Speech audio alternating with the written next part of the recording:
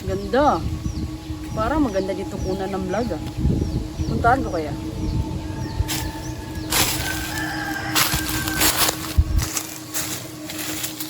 Ganda naman dito. Nakinom ng bahay.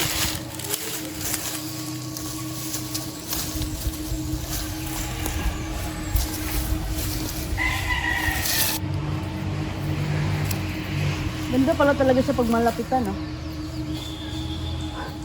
Videoan nga. Teka. Sino yun? Wala namang tao. Nakatakot naman dito.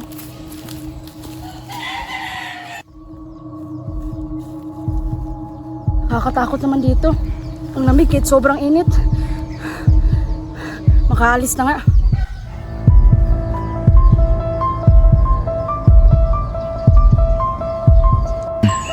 Teka, ano yun?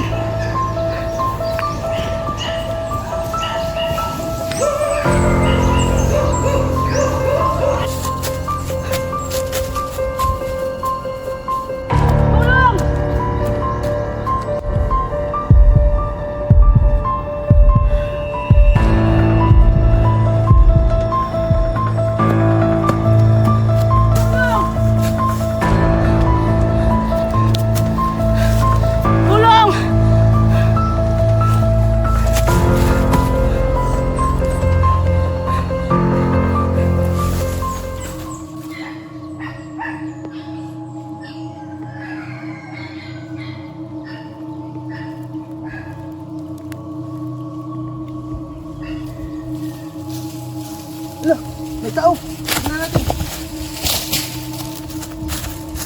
Yan ang pulso. Humingi ka ng tulong, bilis.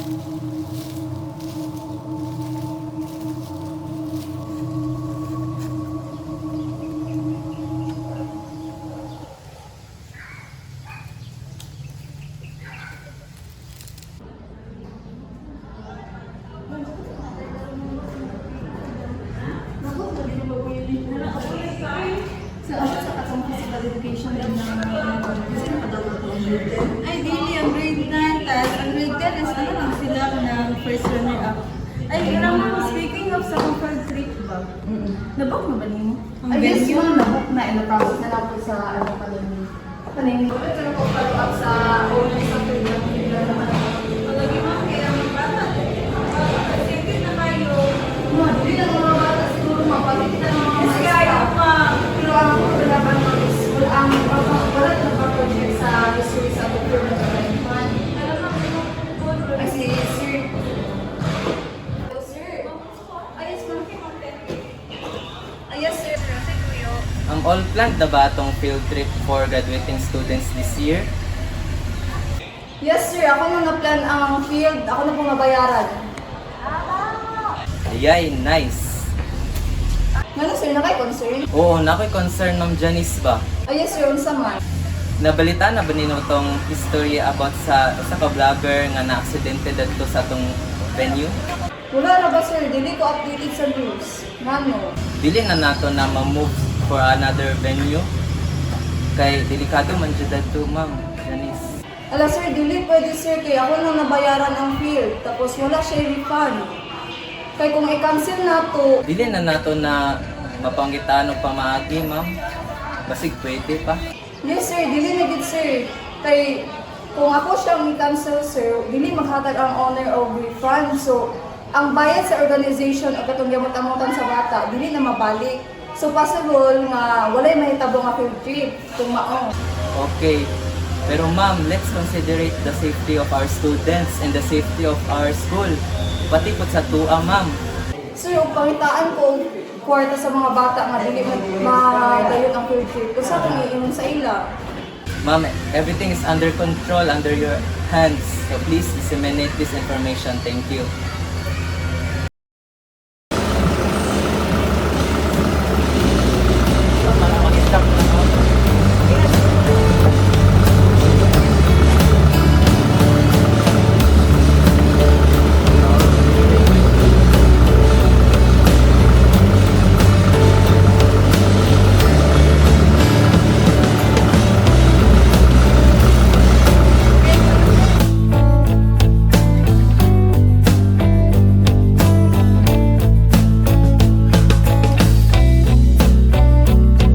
Going to ano?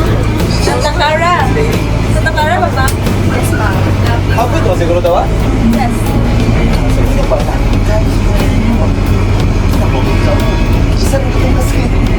Guys, selfie na ta guys! Okay.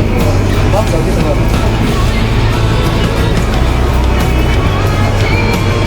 Okay lang po.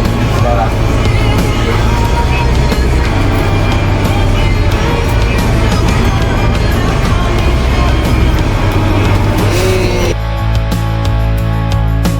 Yay! So, dito na tayo! Next time. Happy ride! Pag-relax, Yay! class.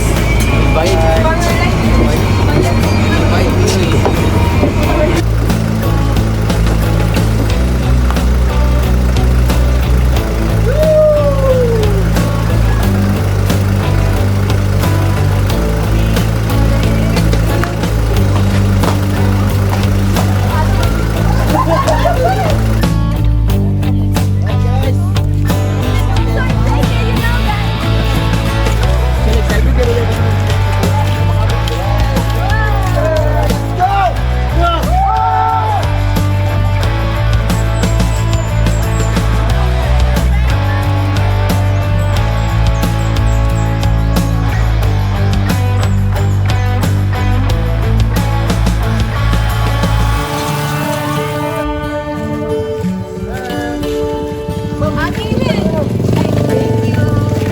Wow! Dito rin kayo niya.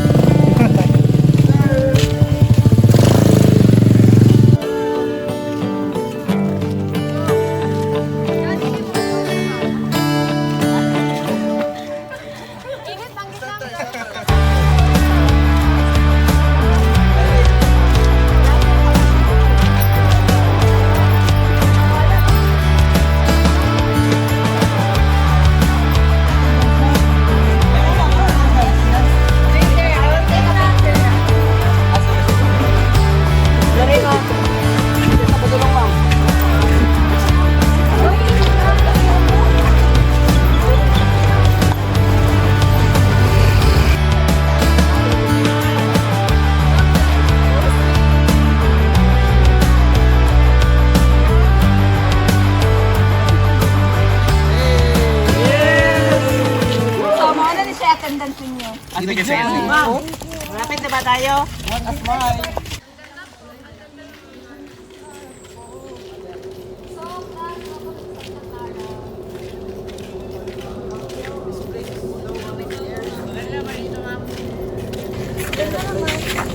That's why we're here, no? Para makita nila pa personally. Sada bagay siya. And next, Tara, bakit tayo? Ganun, mama. Wala bang gate dito? So, mag-careful lang tatanan kay medyo lisod pa siya. Tandaan lang. Ano tayo lugar, no? Yes. Guys. Guys. Tandaan. Tandaan, guys. Ingat. Ingat, ingat, ingat. Delikado dito, ah.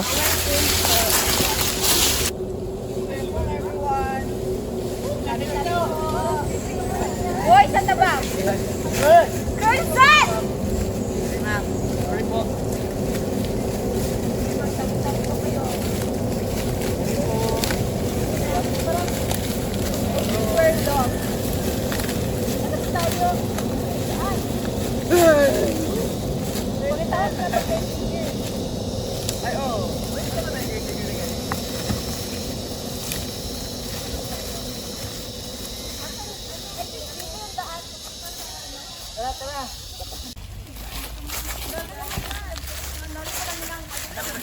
Ito na ba yan? So class, you are the caretakers of Santa Clara. So if any assistance, kung kailangan mo guide, tawagan lang sila. Hi po, Manong. So any So, question? magandang umaga sa lahat. So, ilan ba kayong lahat na nandito ngayon? Wala parang maihap. Ay sa. Kila ta guys. Teka. Gusto ko lang siguraduhin na walang maiiwan sa inyo ngayon. Opo. Okay, sige. Magbilang kayo. Isa. Dalawa, tatlo, apat, lima, anim. Mas ganyan tingin guys. Isa. Labing dalawa. Labing dalawa Yung estudyante. Students. 14 lahat, kasali na yung instructor. Pero sige, bago ang lahat, hanap muna tayo ng pwesto kasi sobrang init. Sige po. Pasensya na sa lugar, medyo natukay.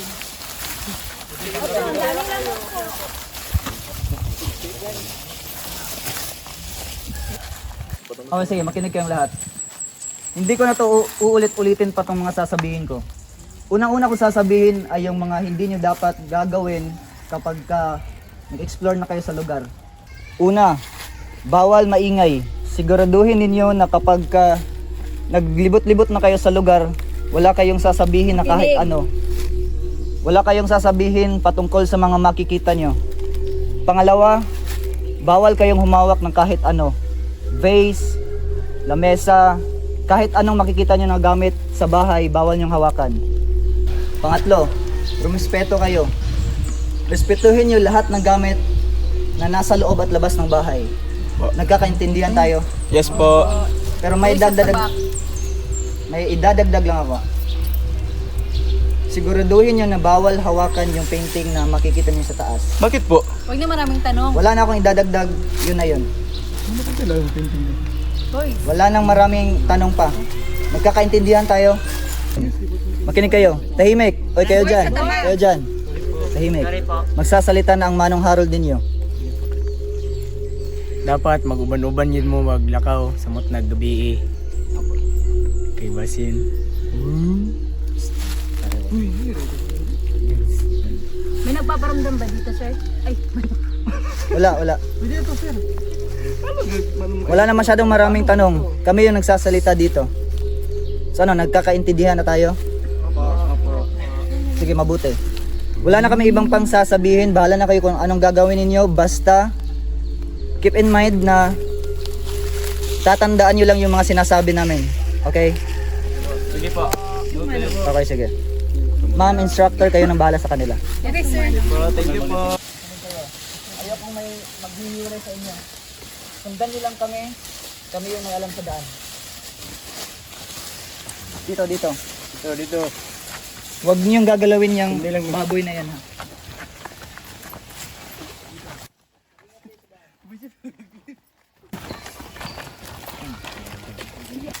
Iiwan ko na kayo dito. Huling babala lang.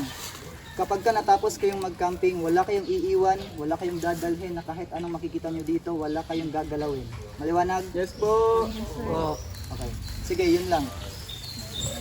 Okay class, so dili pa ta magrupo, I'll check your attendance first. So say present if your name was called. Ako mo, Present. Alimbog, Present, sir. Barikit, Daog, Present sir. Labo, Present. Laconia, Present. Pagalan, Baklar, present, sir. Pisos, Present, sir. Ravidas, Present sir.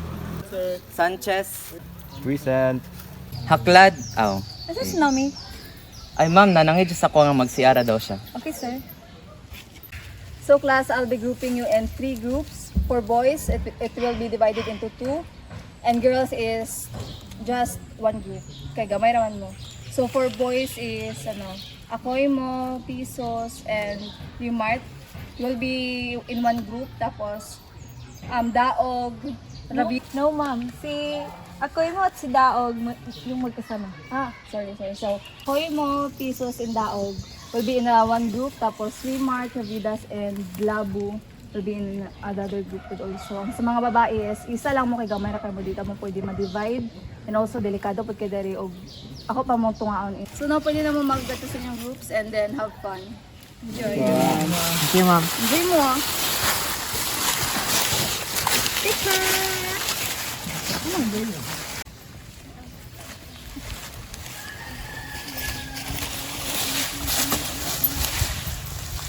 Pupunta kami mamaya sa taas, sasama ka.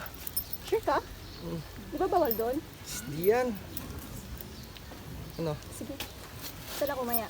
Sige. Okay. Tara. Tol, sigurado ba kayo pupunta tayo ngayon? Oo nga, nakatakutan mo sobra eh. Takot ka pala eh.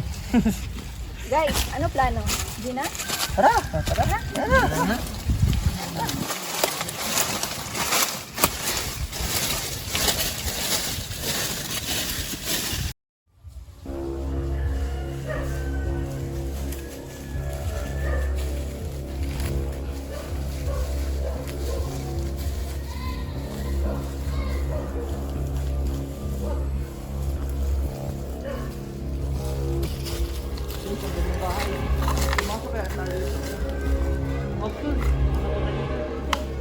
Ayaw mo sumama. Sumama.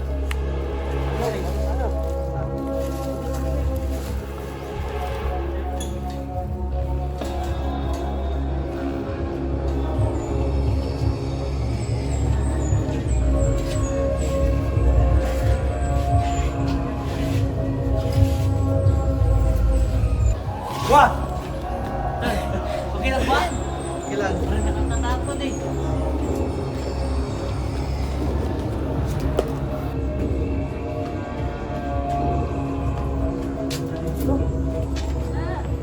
Pasok kaya tayo dito. Oh, may napalan na. Huwag ganyan, Tol. Meron sa... Huwag, nakatakot na. Punta lang tayo sa taas.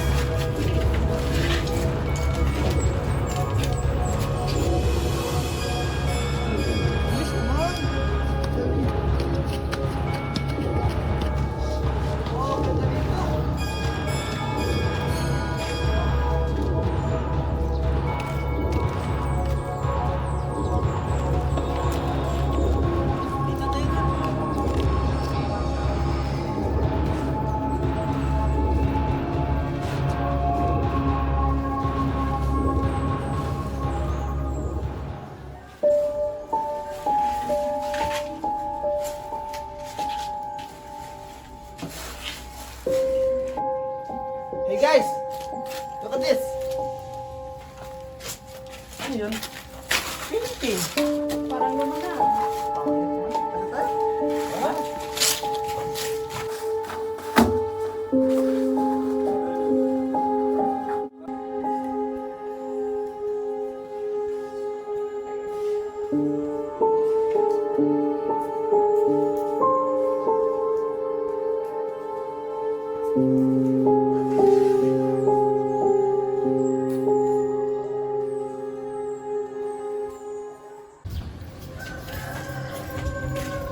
Tol, sabi ko naman sa'yo, walang kwenta dito. Tara. Tara tayo.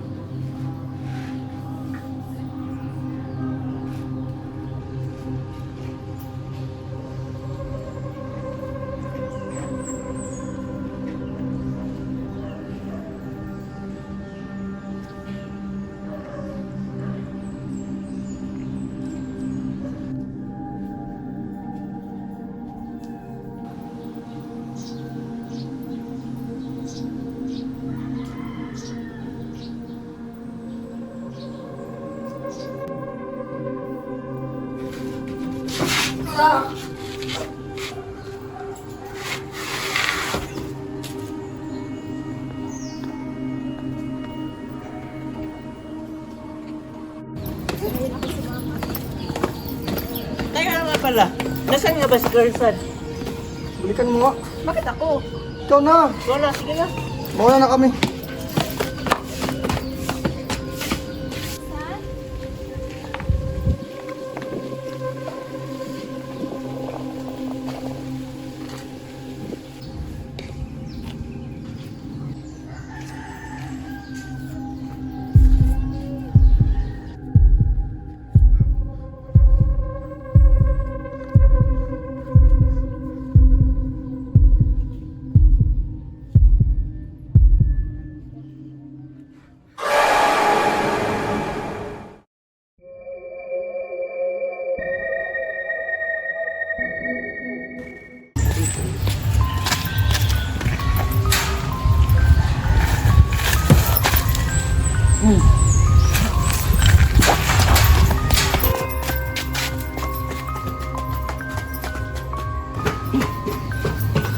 Silva! Ito, hoy! Wala, Silva. Ano pa natin? Pilsan! Sige na. Pilsan!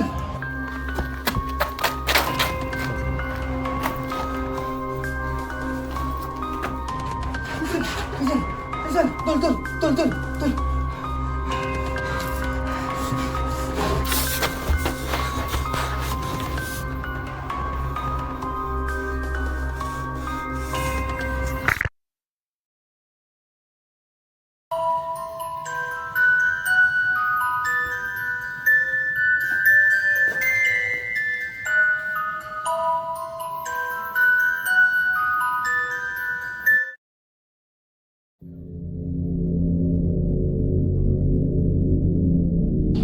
Archie!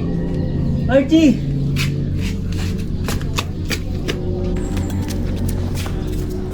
G!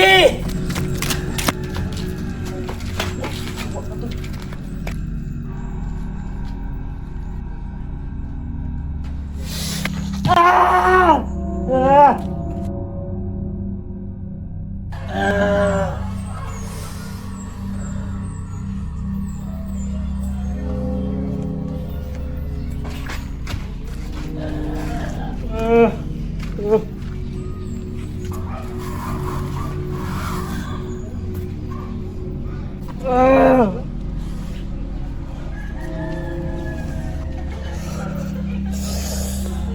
Ah!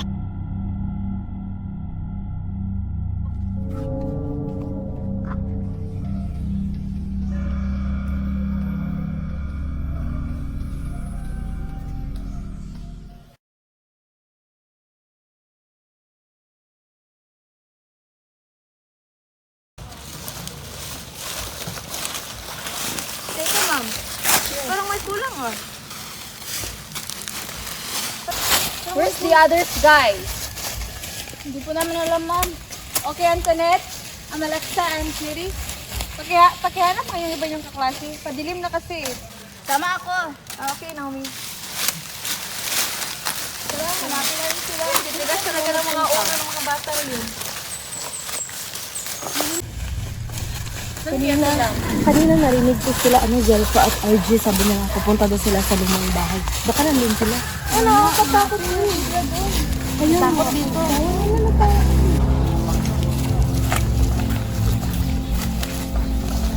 bukas yung gate. Baka nga nandito sila. Nakakatakot, tulungan mo. Tutuloy pa ba tayo? Ano na? Tutuloy pa ba? Oo, tutuloy tayo, sabi niya. Mauna ka. Tara! Nakakatakot. Okay.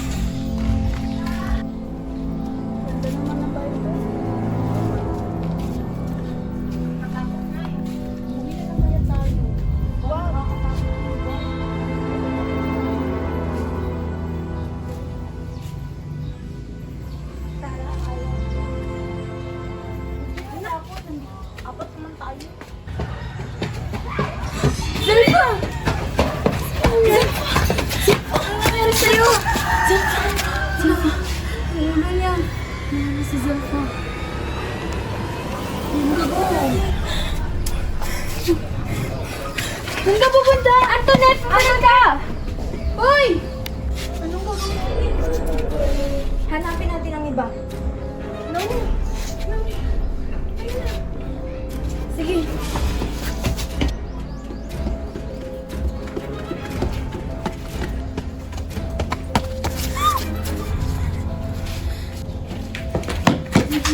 Asan si Barney? Secret saan?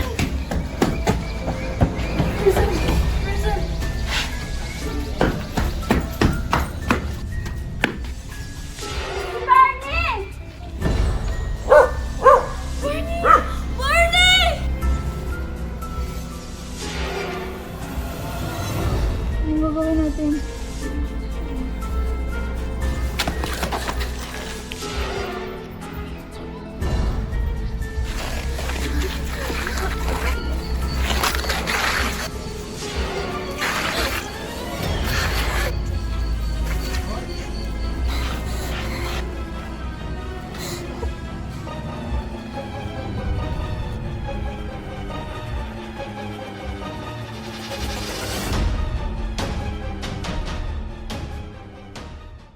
kahoy.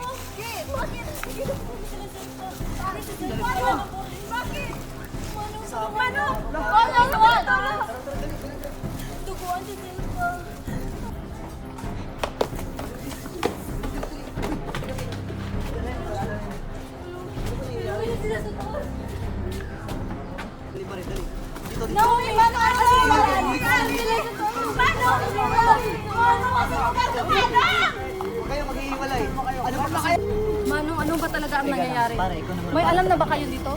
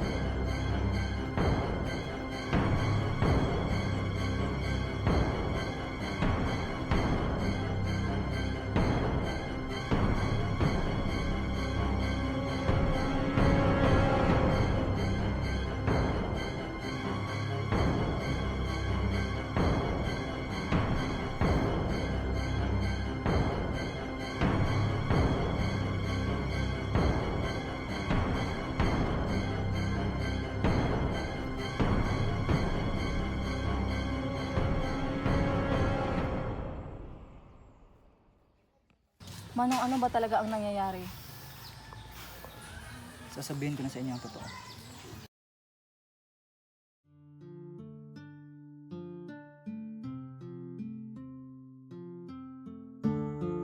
Sa barangay ng Santa Clara, nakatira ng matiwasay ang pamilyang Delgado. Isa silang mayamang pamilya na pinangungunahan ni Don Jacinto kasama ang kanyang asawa na si Doña Catalina. Mayroon silang anak na sina Binibining Adelina at Binibining Linda.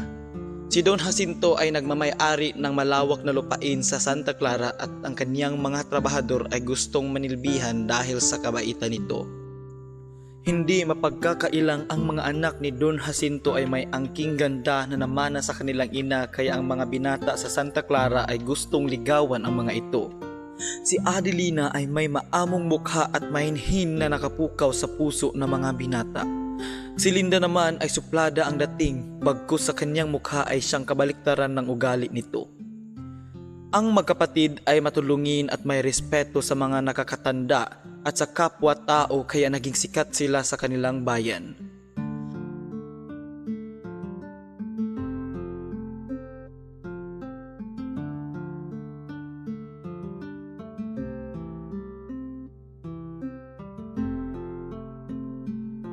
Sa kabilang banda naman ay may isang binata na nagngangalang Leon at magaling din siyang pintor.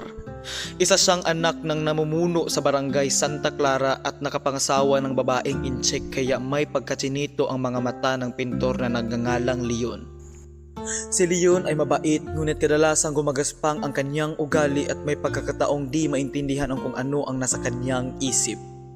Ang lahat ng gusto niya ay dapat maangkin. Nabighani ni Adelina si Leon kaya nanligaw ito at nabigo siya kaya di na siya nag-aksaya ng panahon rito. Isang araw, gusto ng kanilang ama na mapinta ang larawan ng kanyang dalawang anak kaya tinawag niya si Leon. Umayo naman sa gusto ang kanilang ina, ngunit ang magkapatid ay may pag-aalinlangan pero sinunod pa rin nila ang kanilang ama. Sinimulan ng magpinta ni Leon sa kanila at nakumpleto lang iyon sa isang araw na walang problema at namangha si Don Jacinto sa maayos at mabilis na paggawa nito.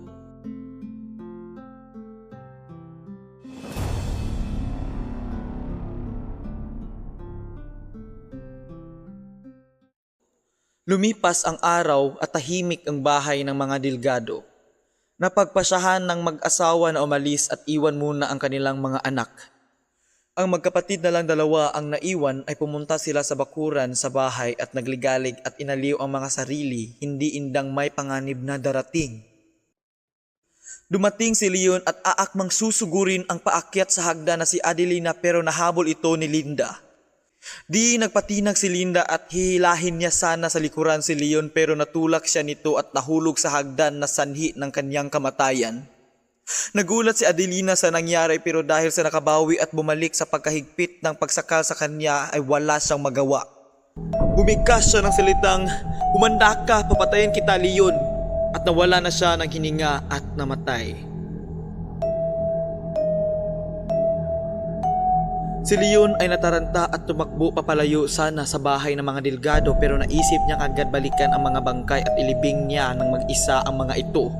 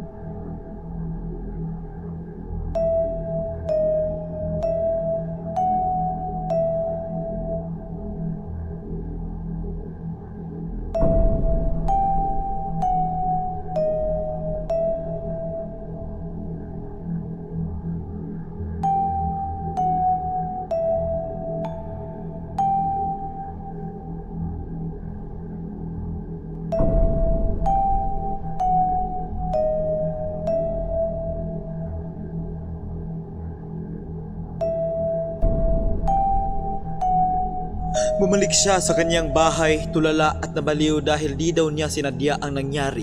Gusto lang naman niya si Adelina. Nabagabag at minulto siya ng magkapatid sa kanyang isipan at napagdesisyonan niyang kitilid ang kanyang buhay sa pamamagitan ng paggilit sa kanyang liig dahilan ng kanyang kamatayan.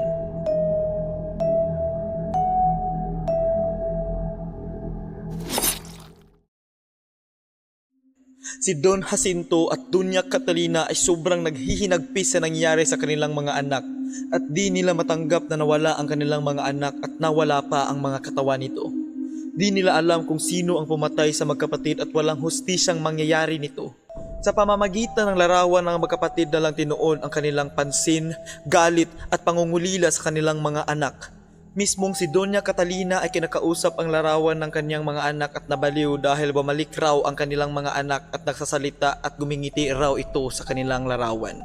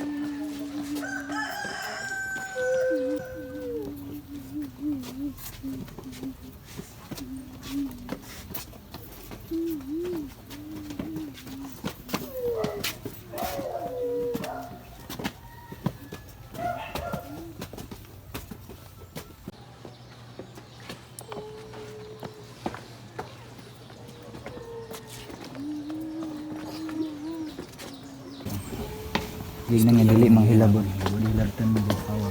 Ano yung mga patay mo? Ano yung patay mo?